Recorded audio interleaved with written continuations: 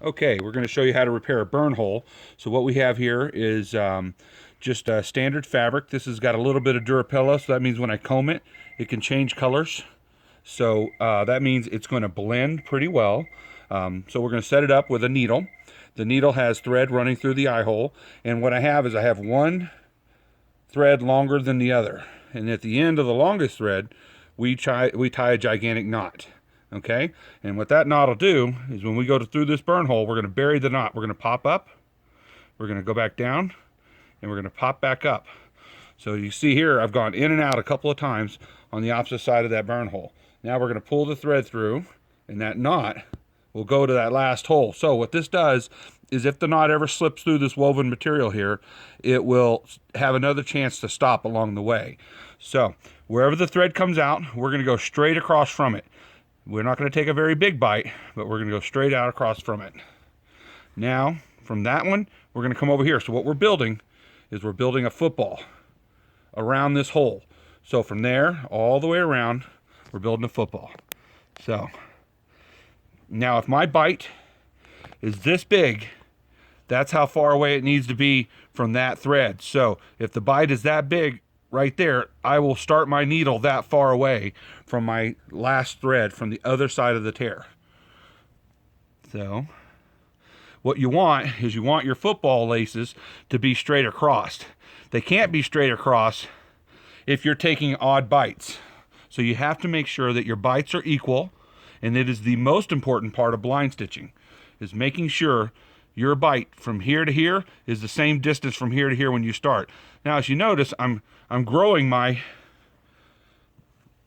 threads are getting longer, or I should say my laces to my football. Now I'm going to even them out, and I'm going to start leveling them out.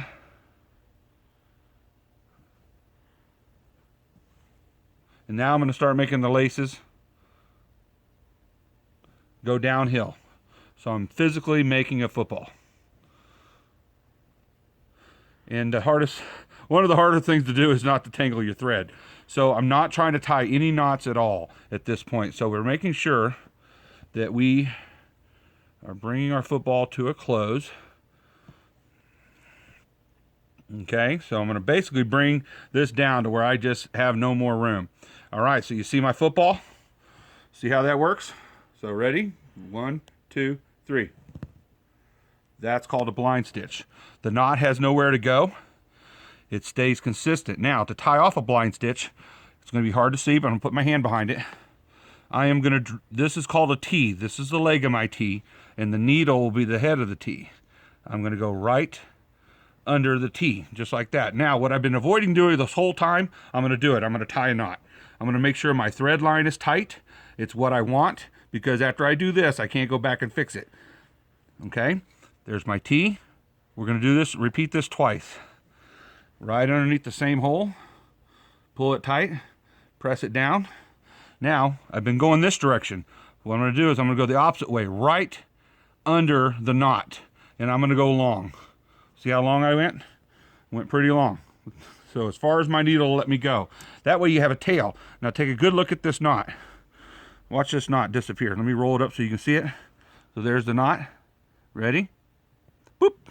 The knot pops under. So now you can't tell where I started or where I finished.